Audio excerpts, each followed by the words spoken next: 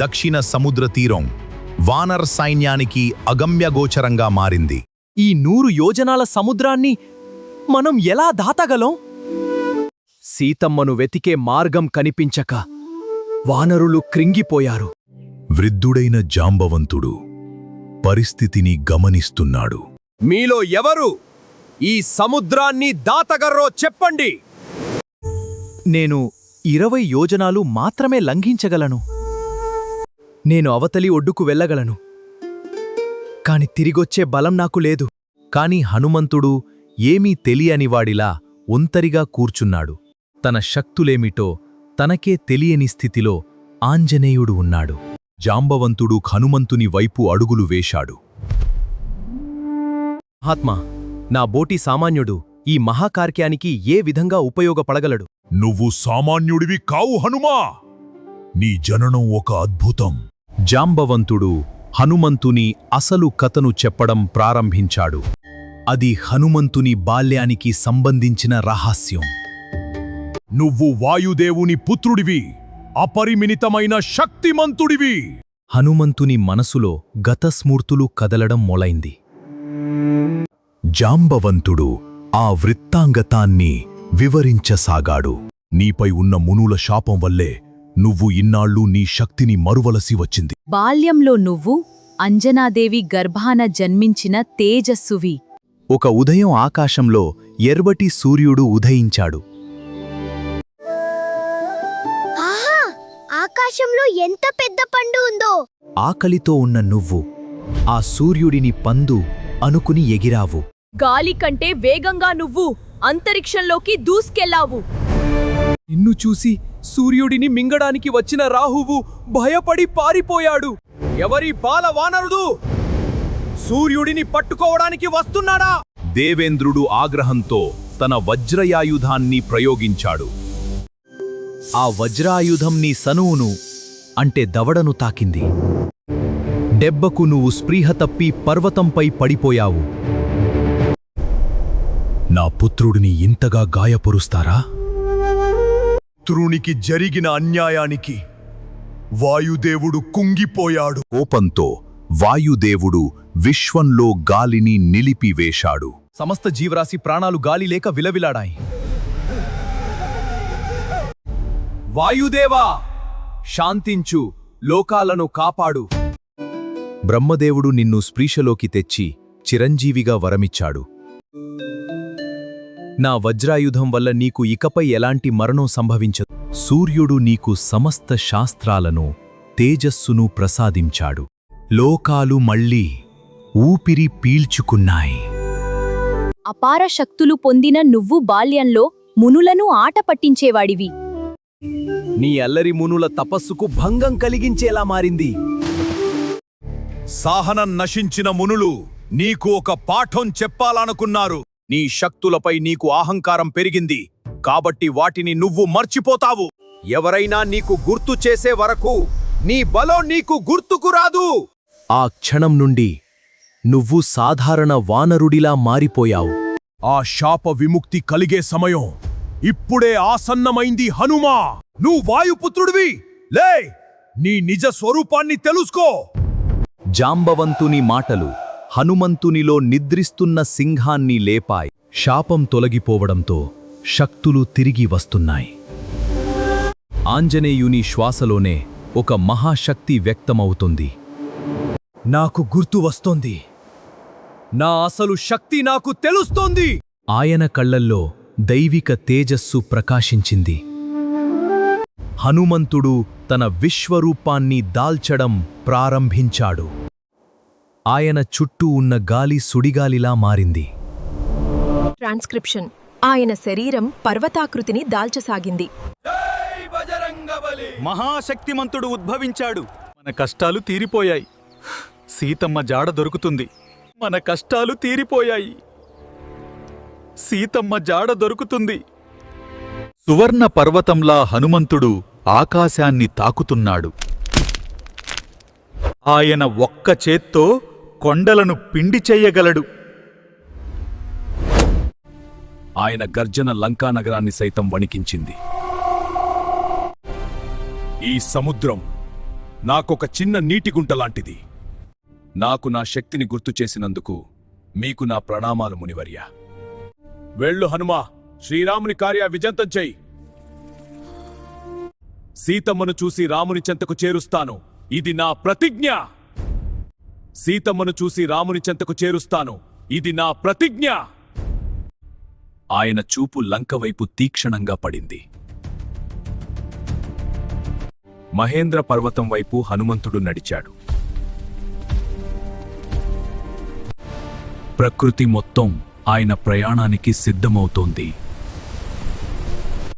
ఆయన తోక ఆకాశంలో ఒక ఇంద్రధనస్సులా మెరిసింది. ఆయన రూపం చూసి దేవతలు సైతం పుష్పవృష్టి కురిపించారు. లంఘించడానికి ఆయన మహేంద్రగిరిపైకి చేరుకున్నాడు. పర్వత శిఖరంపై హనుమంతుడు స్థిరంగా నిలబడ్డాడు. ఆయన పాదాల ఒత్తిడికి పర్వతం కంపించింది. శిలలు ముక్కలవుతూ కొండ చర్యలు విరిగిపడ్డాయి. పర్వత గర్భం నుండి జలధారలు ఉబికి వచ్చాయి. మృగాలు, సర్పాలు భయంతో పర్వతాన్ని విడిచి పారిపోయాయి. ఆంజనేయుడు లంఘించడానికి తన శరీరాన్ని సిద్ధం చేసుకున్నాడు. తన ఊపిరిని బిగబట్టి వాయువును నింపుకున్నాడు. శ్రీరామ జయం, నా గమ్యం ఆకాకేడే.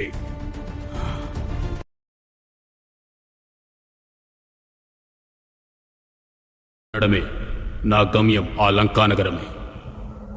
రామనామ స్మరణతో సాధ్యం కానిది ఏదీ లేదు. తండ్రి వాయుదేవుడు కొడుకు ప్రయాగనానికి సాయపడుతున్నాడు. సమస్త వానర సైన్యం ఊపిరి బిగ్బట్టి చూస్తుంది. ఆయన నిశ్చయ నిరూపణ లోకాలను ఆశ్చర్యపరిచింది. లక్ష్యం వైపు దూకడానికి సర్వమూ సిద్ధమైంది. మహేంద్ర పర్వతాన్ని తొక్కుతూ ఆయన ఆకాశంలోకి ఎగిరాదు. ఆ తోపుడు శక్తికి కొండ శిఖరం కూలిపోయింది. ఆకాశ వీధిలో హనుమంతుడు ఒక తోకచుక్కలా దూసుకెళ్తున్నాడు. ఆయన వేగానికి మేఘాలు చీలిపోయి దారి ఇచ్చాయి. సముద్ర జలాలు రెండుగా చీలిపోతూ మార్గాన్ని చూపాయి. రామకార్యం కోసం నేను ఎంత దూరమైనా వెళ్ళగలను. సముద్రుని ఆజ్ఞపై మైనాక పర్వతం ఆయనకు విశ్రాంతి ఇవ్వడానికి పైకి లేచింది. వాయుపుత్ర, కాసేపు నా శిఖరంపై విశ్రాంతి తీసుకో. ధన్యవాదాలు మైనాక, కాని రామకార్యం ముగిసే వరకు నాకు విశ్రాంతి లేదు. నేను నాగమాత సురసను, నిన్ను నా ఆహారంగా మింగుతాను. సురస్ తన నోటిని యోజనాల కొద్దీ పెద్దదిగా చేసింది. నీ నోట్లోకి వెళ్ళి వచ్చాను సురసా, నన్ను పోనివు. నీ బుద్ధి బలానికి మెచ్చాను హనుమా, విజయం నీదే. మాయా రాక్షసి సింహిక ఆయన నీడను పట్టిలాగింది. సింహికను సంహరించి హనుమంతుడు ముందుకు సాగాడు. అదిగో త్రికూటాచలంపై ఉన్న రావణును స్వర్గలంక కనిపించి. సముద్రాన్ని లంఘించి హనుమంతుడు విజయవంతంగా లంకలో అడుగుపెట్టాడు. ఇలాంటి వీడియోస్ మీరు కూడా చేయాలనుకుంటున్నారా? అయితే ఏం లేదు, చాలా సింపుల్గా ఎటువంటి ఇన్వెస్ట్మెంట్ అనేది కూడా పెట్టకుండా సో ఏఐతోనే చిన్న చిన్న స్టోరీస్ అనేది కూడా మీరు క్రియేట్ చేసుకోవచ్చు. సో ఓపెన్ ఆర్ట్ అనేది ఒక ఆఫర్ అనేది ఇచ్చింది ప్రెజెంట్. సో మనం ఓపెన్ ఆర్ట్లో లాగిన్ అయినప్పుడు మనకు 40 క్రెడిట్స్ అనేది వస్తాయి. వీడియో కింద డిస్క్రిప్షన్లో నేను ఒక లింక్ అనేది ఇచ్చుంటాను. సో అక్కడ ఆ లింక్ క్లిక్ చేసిన తర్వాత మనకు ఓపెన్ ఆర్ట్కి సంబంధించి లింక్ అనేది ఉంటుంది. దాన్ని క్లిక్ చేసినప్పుడు మనకు 20,000 క్రెడిట్స్ అనేటివి బోనస్గా వస్తుంది. సో ఈ 20,000 ప్లస్ 40 క్రెడిట్స్, ఆ క్రెడిట్స్ని యూస్ చేసుకొని మీరు 5 సెకండ్స్ నుంచి 10 సెకండ్స్ వరకు మీకు ఎందులో కావాలనుకుంటే స్నాప్సీడ్ కానివ్వండి, లేదా కింగ్ ఏఐ కానివ్వండి, బియో 3.1 కానివ్వండి, సో చాలా మల్టిపుల్ ఏఐ టూల్స్ అనేటివి ఇందులో అవైలబిలిటీలో ఉన్నాయి. సో జస్ట్ సెలెక్ట్ చేసుకుని మీకు కావాల్సిన ప్రాంప్ట్ అనేది నేను ఇప్పుడు తెలుగులో ఎలాగైతే ఇచ్చానో సో అలాగే మీకు కావాల్సిన చాట్ జీపీటీని అడగండి. చాట్ జీపీటీలోకి వెళ్ళి సెర్చ్ చేశారంటే మీకు అది స్టోరీ అనేది ఇస్తుంది. అలాగే తెలుగు డైలాగ్స్ కూడా కావాలి అని చెప్పి ఇన్ని సెకండ్స్ అనేది ఇవ్వండి. సో అక్కడ మనకు స్టోరీ అనేది అదే బిల్డ్ చేసి ఇస్తుంది. సో ఆ స్టోరీలో ఈచ్ ప్రాంప్ట్ తీసుకొచ్చి ఇక్కడ పేస్ట్ చేసేయడమే, సింపుల్గా పేస్ట్ చేయడం. సో డౌన్లోడ్ అనేది చేసుకోవడమే. సో చూస్తారు కదా ఎలా అనేది వస్తుందో.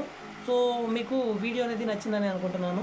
సో రీసెంట్గా మనం ప్రీవియస్గా చేస్తున్నాం కదా, సో మీరు వీడియో ఎలా చేస్తున్నారు అని చాలామంది అనేది కామెంట్ చేస్తూ ఉన్నారు. సో ఇదైతే ఫ్రీ టూల్. అది వియో 3 అనేది నేను ఆల్రెడీ ఇంతకుముందు వీడియోస్లో అనేది చేస్తూ వస్తున్నాను, వీడియోస్ అన్ని దాంట్లోనే చేస్తున్నాను. సో ఒక్కొక్క సీన్ అనేది 8 సెకండ్స్ అనేది అక్కడ జనరేట్ చేస్తూ వచ్చాను. సో అందువల్ల అనేది తెలుగు ప్రొనౌన్సియేషన్ అనేది కొంచెం మంచిగా ఉంది, ప్లస్ క్రెడిట్స్ కూడా ఎక్కువ తీసుకుంటుంది, ప్లస్ దానికి ఇన్వెస్ట్మెంట్ అనేది చేయాల్సి ఉంటుంది. బట్ ఈ ఇన్వెస్ట్మెంట్ అనేది చాలా సింపుల్. ఇదైతే ఓపెన్ ఆర్టీఐ అనేది మనకు ప్రెజెంట్ అనేది ఫ్రీగా 20,000 క్రెడిట్ అనేది ఇస్తుంది మీ మెయిల్తో లాగిన్ అయ్యి. సో సింపుల్గా ఫ్రీ సైన్అప్ అనేది చేసుకోవచ్చు. అంతేకాకుండా ఓపెన్ ఆర్ట్లోకి వచ్చేసరికి మీరు ఓపెన్ ఆర్ట్ విషయానికి వచ్చేసరికి చాలా అంటే చాలా టూల్స్ అనేది ఇందులో అవైలబిలిటీలో ఉన్నాయి. అంతేకాకుండా నేను ప్రీవియస్గా వీడియోస్ చేస్తున్నాను కదా, అది వచ్చి వియో 3లో చేయడం అనేది జరిగింది. సో వియో 3లో ఎలా చేయాలి ఏంటి అనేది మీకు కనుక ఇంట్రెస్ట్ ఉంటే నాకు కామెంట్ అనేది చేయండి. సో వియో 3లో సబ్స్క్రిప్షన్ ఎలా తీసుకోవాలి, మీకు ఇంచుమించు 3,000 నుంచి 2,000 లోపలే మీకు సబ్స్క్రిప్షన్ అనేది వస్తుంది. సో మీరు పెట్టుకునే ఇన్వెస్ట్మెంట్ని బట్టి మీకు సబ్స్క్రిప్షన్ అనేది రావడం వస్తుంది. సో చాలా తక్కువ ఖర్చుకి అనేది మీకు అల్ట్రా ప్లాన్ అనేది రావడం అనేది జరుగుతుంది. సో మీకు కావాలి అనుకుంటే సో మీరు సబ్స్క్రిప్షన్ అనేది తీసుకోవచ్చు. సో వీడియో మీకు నచ్చినట్లయితే వీడియోకి లైక్ ఇచ్చి ఛానల్ని సబ్స్క్రైబ్ చేయడం మాత్రం మర్చిపోవద్దు. అండ్ అలాగే మీ సపోర్ట్ అనేది మీకు ఎప్పుడూ ఇలానే ఉండాలని ఆశిస్తున్నాను. Thank you guys. జై హింద్, జై శ్రీరామ్.